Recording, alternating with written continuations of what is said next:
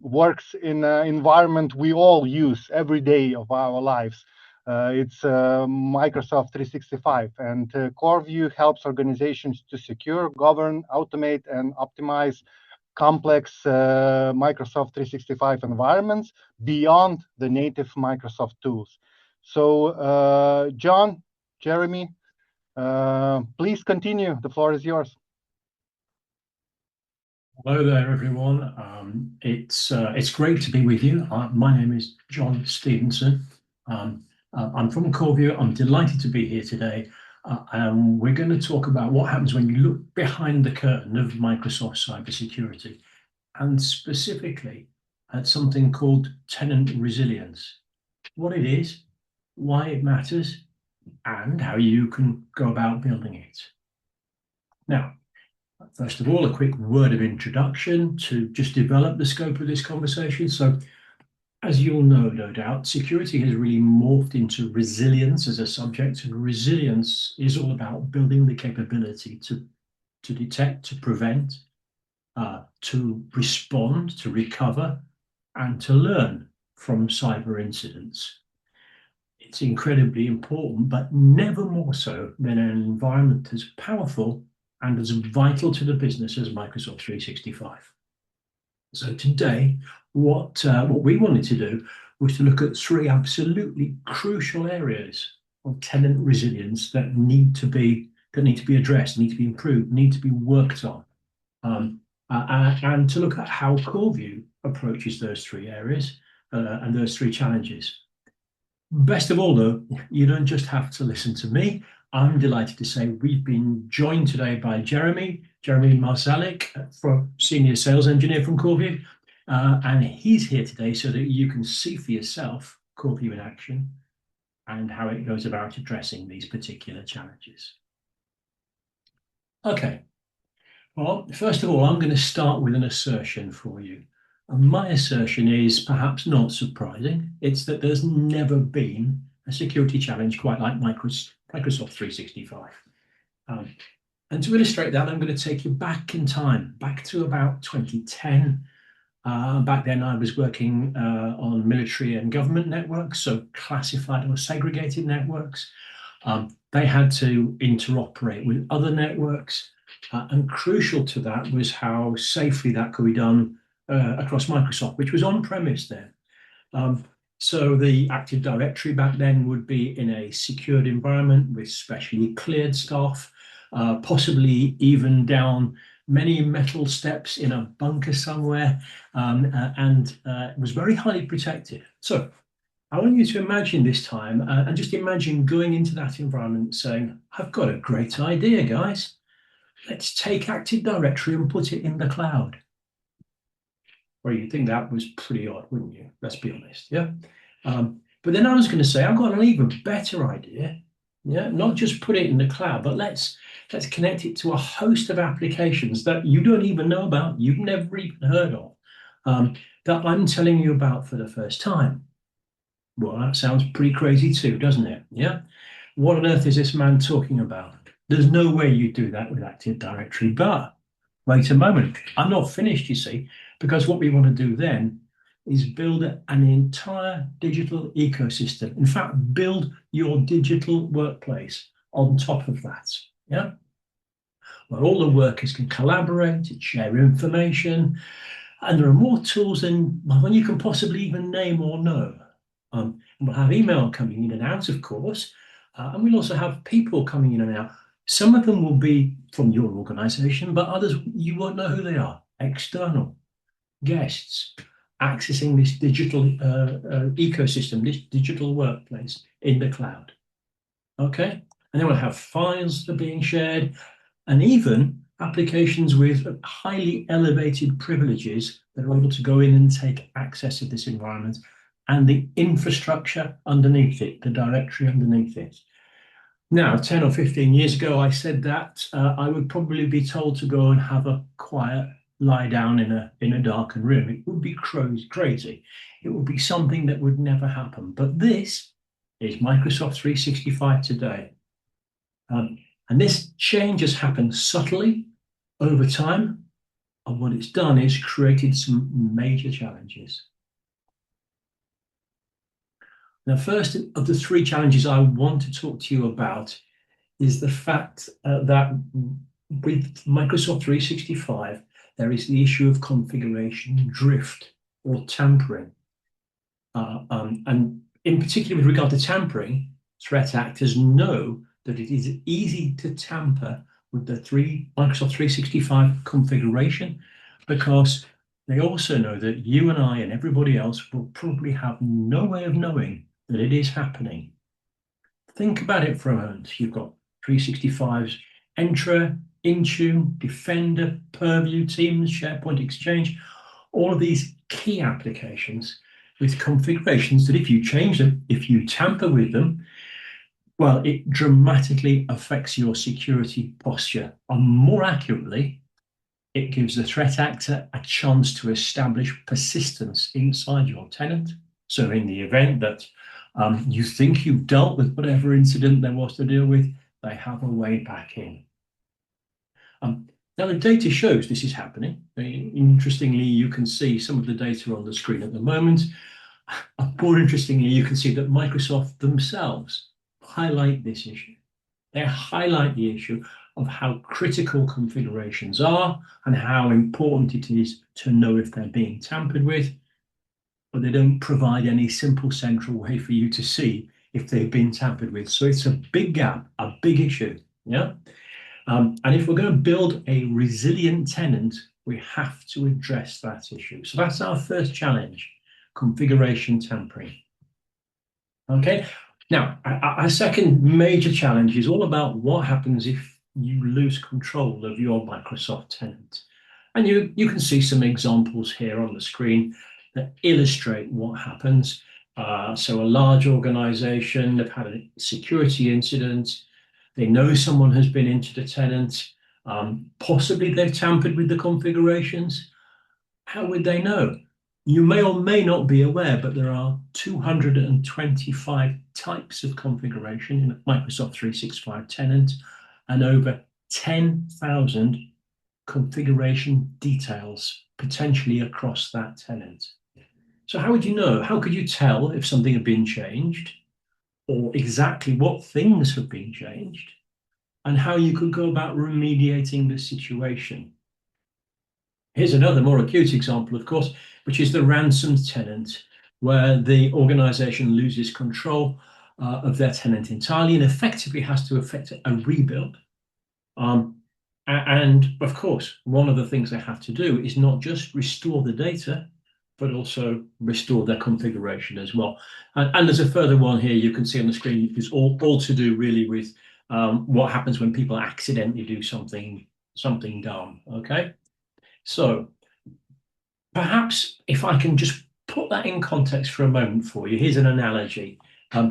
Here's a useful way to think about this. Think about a glass of water. Think about your tenant as being like a cup or a glass. The tenant configuration being a cup or a glass, and the water is your data, your files, your emails for your users. Now, I don't know, but I suspect you probably all have your data backed up. Yeah? Maybe you ask Microsoft to do it. Maybe you use a third-party backup vendor to do it. So you're feeling okay about the data, the emails and the files, they're backed up. Yeah? What about the configuration of your tenant itself? If I pick up that glass up and I throw it on the floor, well, the water's gone, sure, but I've got my data backed up so I can get more water. And I've got no glass to put it in. Yeah, the tenant configuration that contains it is gone. Yeah, your tenant, your Microsoft environment is that glass. It's the place you go in order to access the data, the water. If you don't have confidence, it's correctly configured, maybe that someone's messed around with your security posture, your sharing options, your identity rules, how do you know it's safe to put the data back in? In short, we're all backing up the water, but none of us are backing up the glass. Yeah? You need to have a way to be able to restore that tenant configuration quickly, so you know your data's safe, contained in the gloss that you built for it. So that's the second of our major issues around the subject of tenant resilience. So configuration tampering, configuration backup and restore. Okay. Now you might be thinking to yourself, well, hang on a minute. I know that Microsoft or my data vendor, data backup vendor, they must be taking the care of my configuration. Well, they're not. Well, not all of it. We actually surveyed a number of organizations for a report on the state of Microsoft 365 security. It's a great report. You can access it from the resources area of our website, by the way. And we asked a number of organizations who was backing up their tenant configuration. And that's those 225 different configuration types and over 10,000 individual configuration settings. Well, 49% of them thought that Microsoft did that for them. Not true. Microsoft does not do this. So configuration tampering and configuration backup and restore are major issues.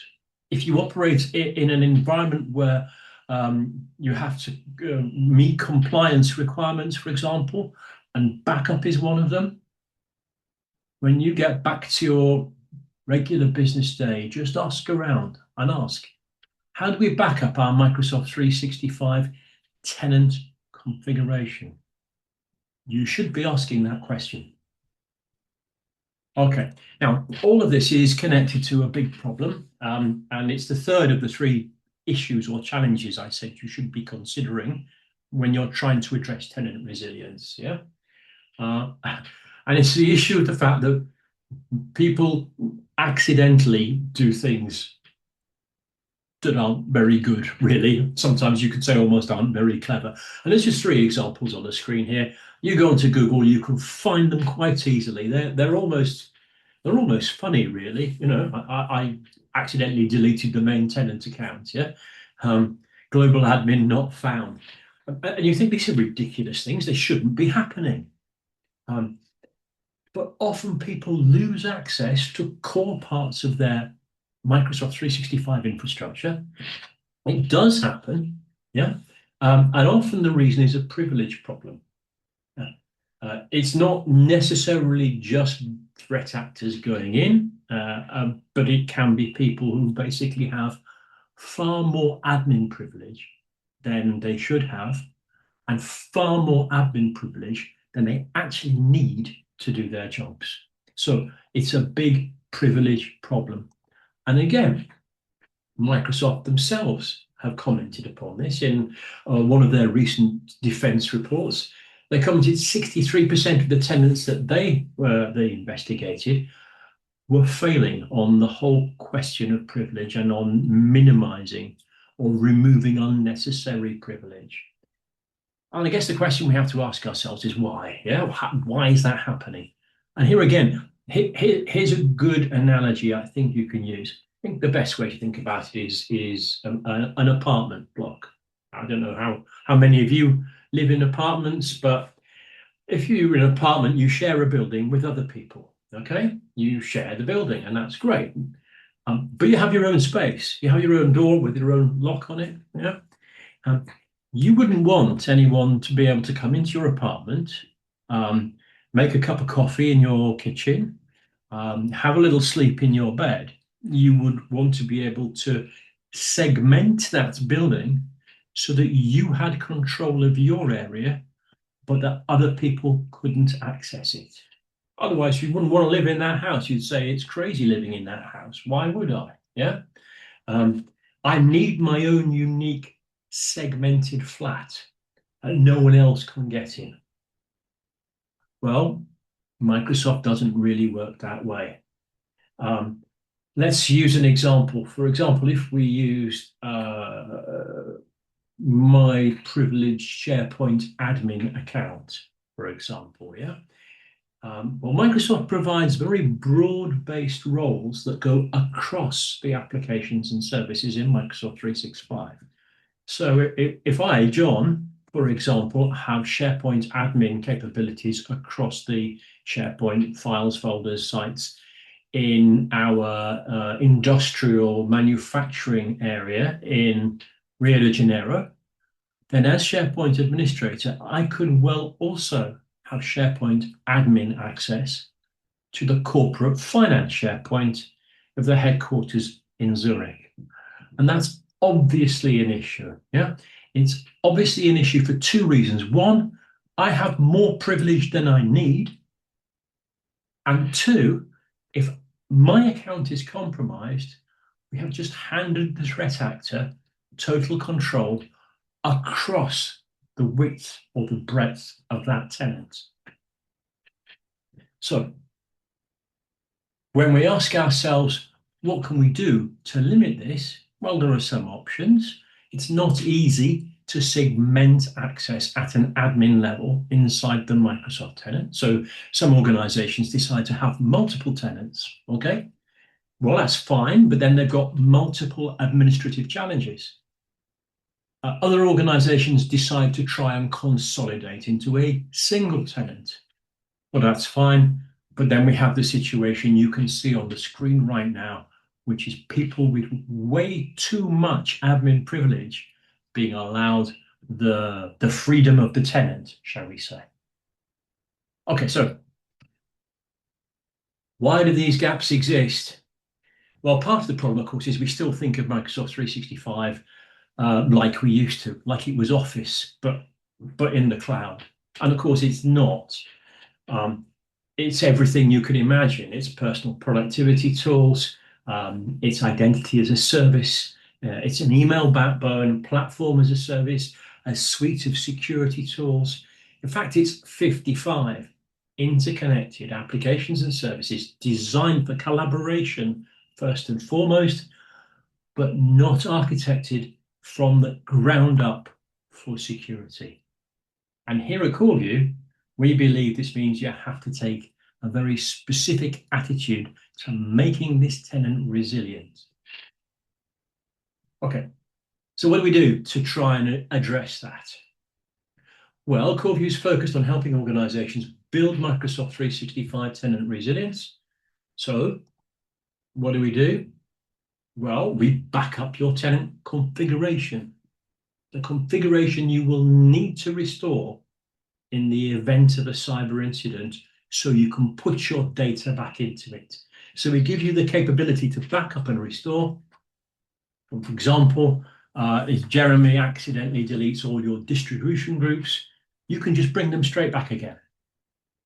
If a cyber criminal goes in and undermines the tenant configuration to give themselves persistence, you are told about it so that you can revert or rewind. So we detect the configuration drift or the configuration tampering. We give you the tools to rewind it to a previous, a better, a golden image state.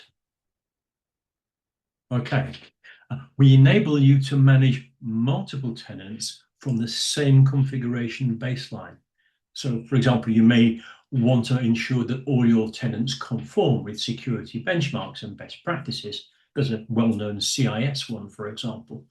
While using CoreView, you can ensure that the multiple tenants stay in step with that baseline, that they're all hardened to that baseline and maintained at that baseline going forward.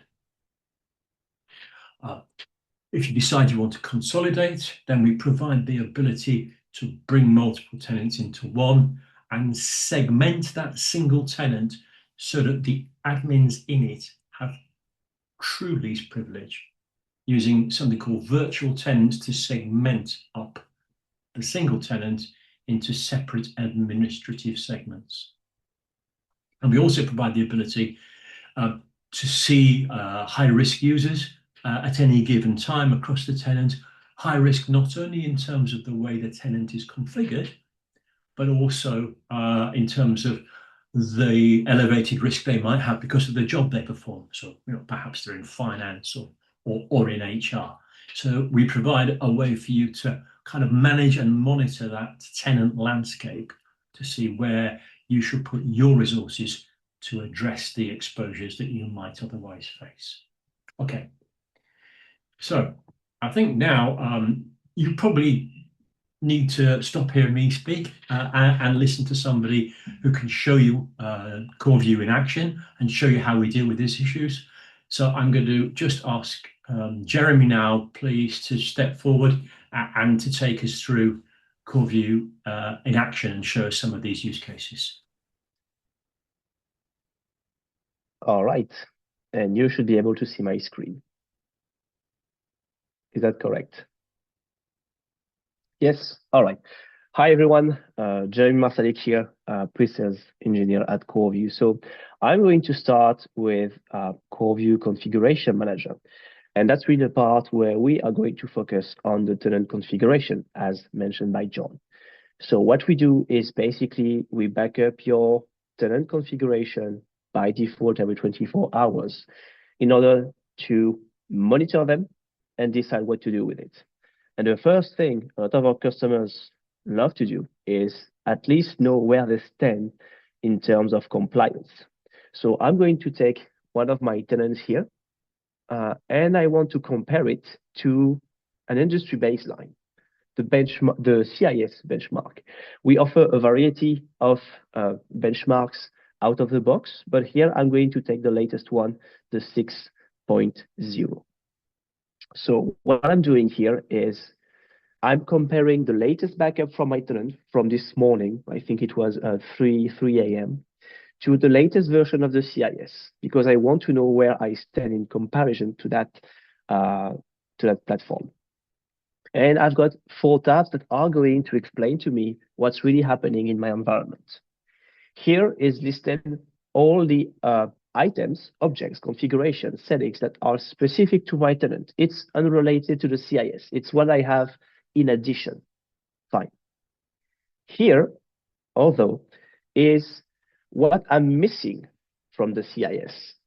So I can see that I'm not compliant with malware filter policies, directory settings, or conditional access policies. And I could decide if I want to increase my compliance score to select one of these items, or 2 or more actually.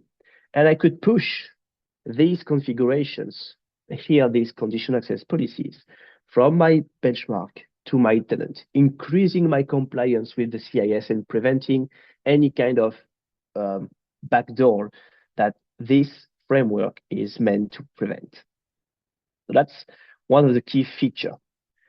The third tab here is conflict. So I have settings on both sides, but they are not equally configured. Let's go into the anti-phishing policy, for instance, and I can click on view. And on the right, I've got my benchmark and the value it has for every single attribute. And sorry. And on the right, I've got my tenant.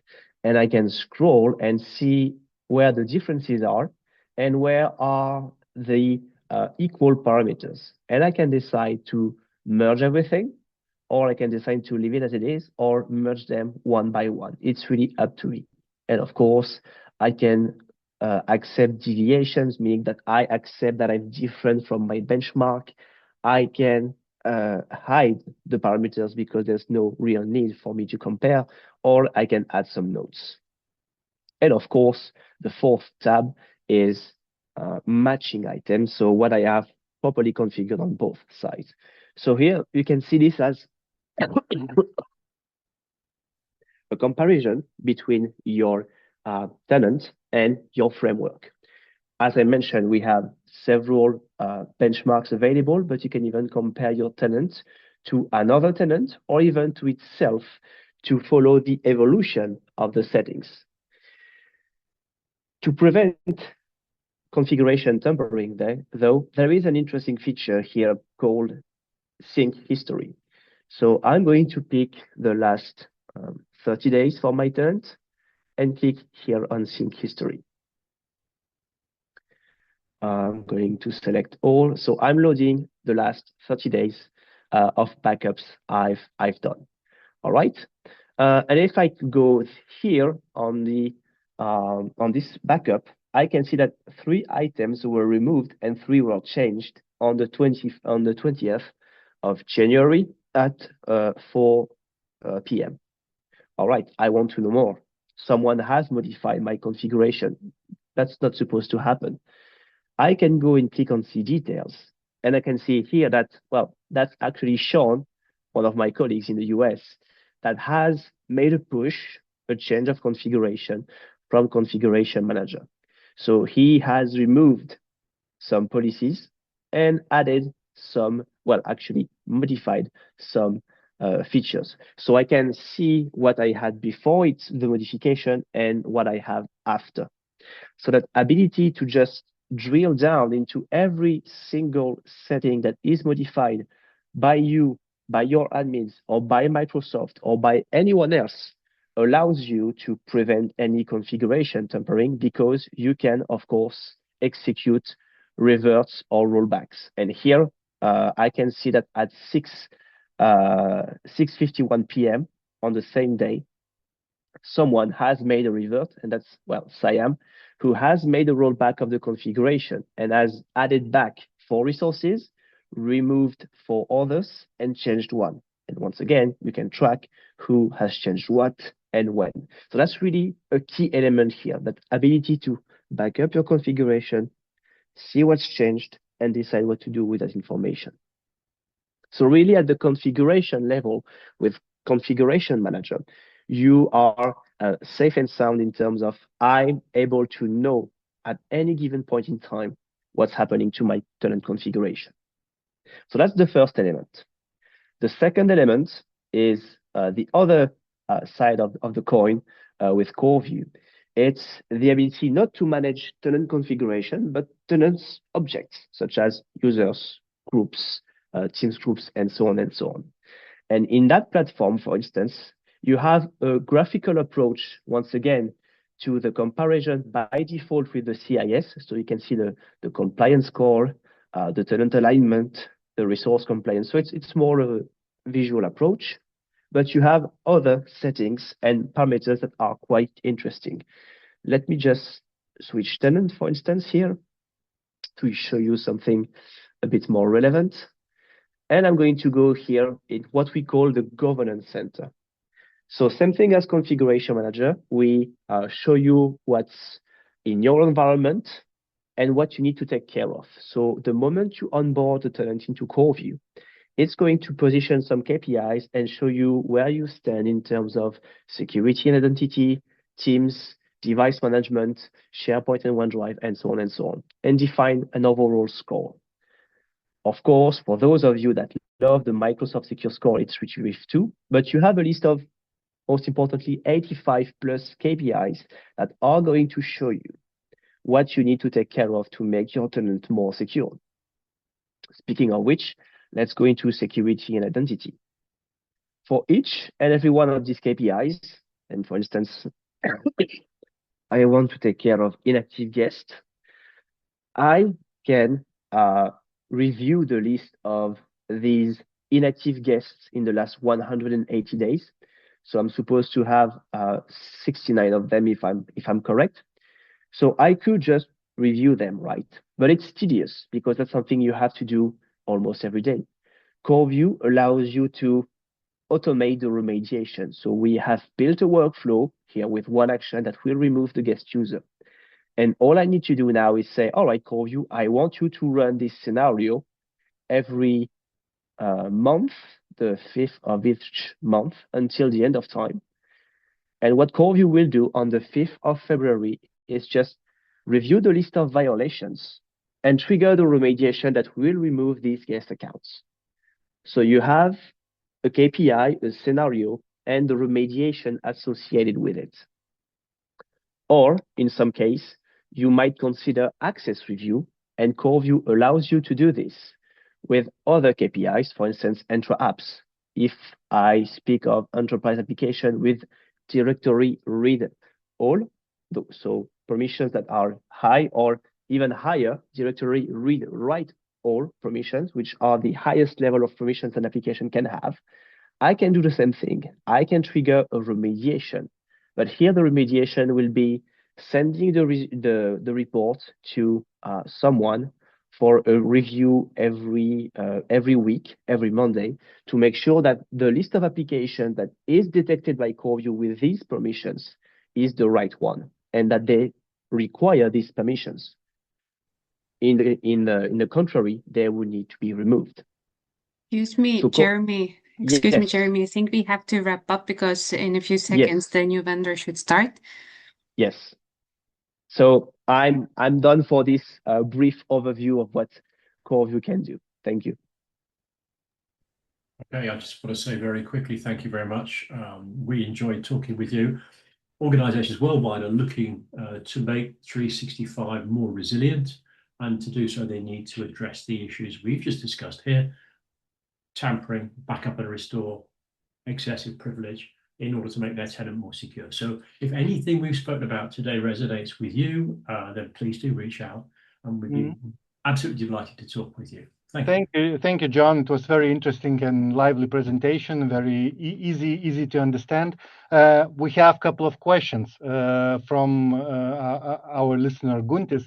And Guntis, if it's okay with you, we will connect with you regarding your questions, because you are Maybe Rimas, we can overview and we can allocate about 2 more minutes for the next vendor, because these questions to be important maybe for more of our attendees.